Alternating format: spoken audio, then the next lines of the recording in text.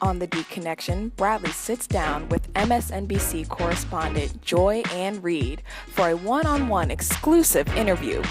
So stay tuned and we'll be right back with more of the DeaConnection.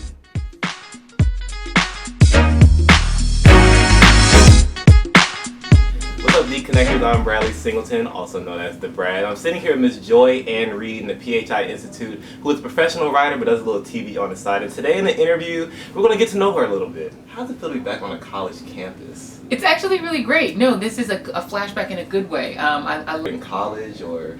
No, it started way before that. I've always had a passion for reading, first of all. I was a bookworm. I was a complete nerd as a kid. I always had a book tucked under my arm and was constantly reading. And in addition to that, I'm a middle child, right? So, of course, the middle child is always looking for these attention-getting opportunities. And I was always telling stories. So I would tell my older sister and my younger brother just stories, like literally just make them up in my head and either write them down or just tell them the stories. And I had these serial dramas that were going on with characters and all these sort of elaborate situations, and so after school they would get the update on these stories. I've always been interested in storytelling, and so my mom really encouraged that. She bought me a typewriter, which you can look that up on Google because I know y'all are really young and don't remember those, but she bought me this typewriter so I would write out these books. These were my little books. I had a whole story, and I would do sometimes like Stephen King type, like frightening, like sort of scary stories, or I would do poetry, and I would write them all up in these books. And I decided from a very young age that I wanted to be an author. But of course, being West Indian, I made the mistake of vocalizing that I also wanted to be a doctor, which is what you're supposed to be when you're a West Indian kid. So I was being kind of tracked along to be a pre-med, but inside what I really wanted to be was a writer. So I would take any opportunity I could. I would write an op-ed for the school newspaper, or I would just write for myself or write poetry, because deep down that's what I really want to kind of talk about how the transition was to more of like print into the, I guess, the broadcasting field, because in broadcasting, you have to kind of be careful with the writing, the language you use. So can you talk about that a little bit? Yeah, absolutely. So I came along and sort of wound up in journalism at a time when we were starting to have this convergence and overlap between print, broadcast, and online. When I moved to Miami in 1997, I had to change careers. I was sort of reinventing myself because what I was doing in New York, which was writing for a consulting firm, I couldn't do in Miami. My Spanish just was not good enough, and that's a very Latin American market. So I took a job, my first journalistic job, writing for the morning show for the local Fox affiliate, which is a very specific kind of writing. You're writing for anchors to read. You're writing in a shorthand, in a constant present tense. It's not like writing poetry or writing a book. It's just very different. I wound up at the NBC affiliate, but there I wasn't writing for the anchors to read. I was writing for the web. I was on the inaugural web team for WTVJ, which was the NBC affiliate. So we were doing a different kind of writing that was a lot more like newspaper writing. I always thought of it as a newspaper job just online at a TV station. So we were translating stories that were on the air onto the web in print form. And then from there, I wound up doing getting an op-ed column with the Miami Herald. And that, again, is a very different kind of writing. You're now writing really to be understood, not to be read by someone else, and not just to translate TV stories online. So that was what I was really emerging into. What I really wanted to do was really opinion journalism. And I think that having all those different kind of writing styles in my pocket, whether it's business writing, TV writing, web writing, or op-ed writing, it gave me really kind of a full slate of capabilities that's really been helpful in what I'm doing now, which is writing books, and even when I was working and writing my own TV show. So I think you have to have that versatility, but the core of it was just me being a little kid that liked to read and liked to write. Because, like you said in your lunch yesterday, you have to be well-versed in everything to kind of get the job that you want, whether it be in TV, radio, or print journalism.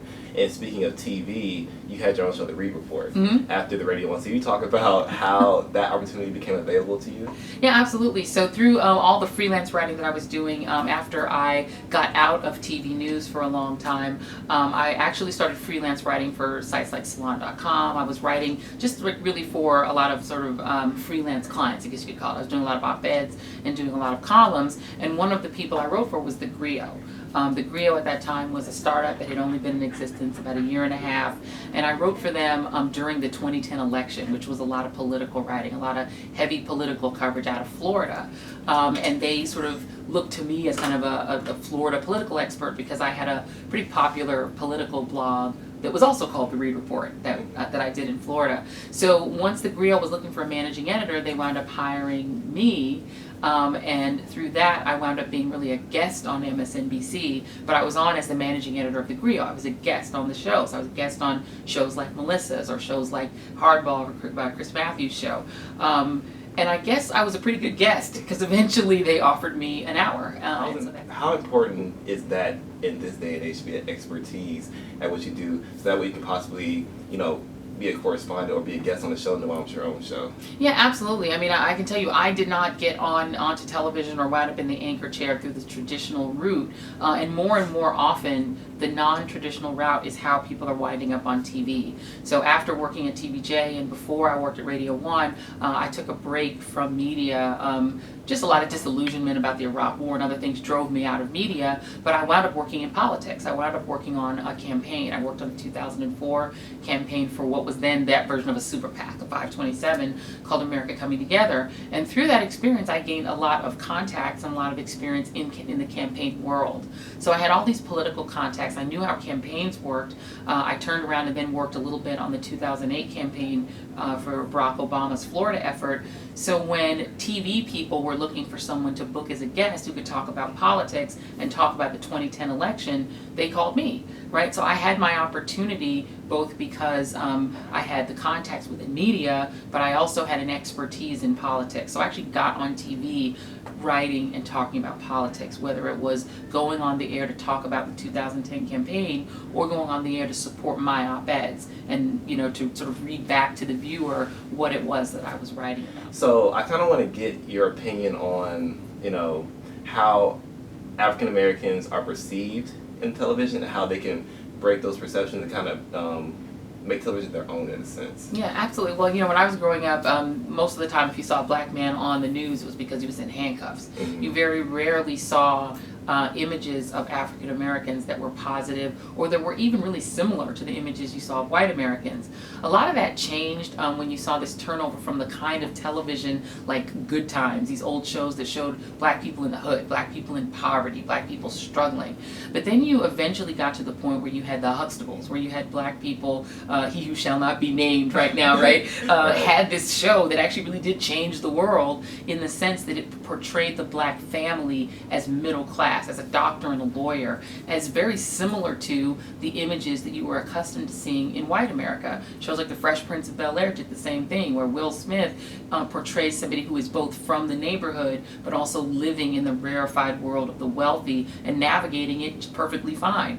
And I think programs like that, while they seem maybe trivial and they're just entertainment, they actually did shape a lot of young white people's perspective about who black people are, who black men and women are. And I think that it allowed black people to go into spaces in real life that drama and that TV and that entertainment allowed them to go. So people didn't think it was so strange, the idea of having a black president, because Morgan Freeman is the president, right? Morgan Freeman's the president in like 10 movies. And so if he could be the president, if the president on 24 is black, the idea of a black president doesn't seem absurd. Because it used to be when you saw a black president, it was in an absurdist form. It was in a comedy where this is something insane that's happening. That over time, I think, because our culture started to accept African Americans as in the mainstream, black people could play out the mainstream in real life. There's still a lot of barriers and a lot of limitations and a lot of stereotypes that you still see in news coverage of, say, the police shooting of an unarmed black man. Well, is he perceived as a victim or is he perceived as having caused it? That's still a big problem in media, but I think for black men and women who want to go into media, what you have to do is constantly push back on those stereotypes and on those rote portrayals of black life. You're there in the room to supply the truth and the facts to the other people in the room who may not look like you about who black people are, about who brown people are, about who LGBT people are, about who women are. Those of us who are in out groups, we need to break into those spaces because we're there to portray and to insist on full portrayals of our lives. And I want to know your thoughts on just how the campaign is going and how, You think the debate might go tonight? Yeah. Just a quick opinion about it. Really quick, I think it's very ironic that the Democratic Party, which is the party that produced the black president, is now going to have 5 people on stage, all of whom are white, right? Mm-hmm. It's a very big irony for the party that the other party has what looks like the patina of diversity and the Democrats don't. I think it's a problem, but I look for probably the status quo to come out of the election, to come out of the debate. Hillary Clinton she's a fairly professionalized campaign. She won't hurt herself. The other also-rans have to try to step up and be heard. Martin O'Malley. I think Bernie Sanders is the guy who's got the biggest burden in the debate because he has to prove he's a credible presidential candidate, not somebody who's just a flash in the primary. Right. Ms. Reid, thank you for being with us today. Thank you. It's great to be here. Thank you so much. Thank you, Brandon. Appreciate it. Guys, thank you guys for watching so much. Tune in next week. We'll have another guest on the show.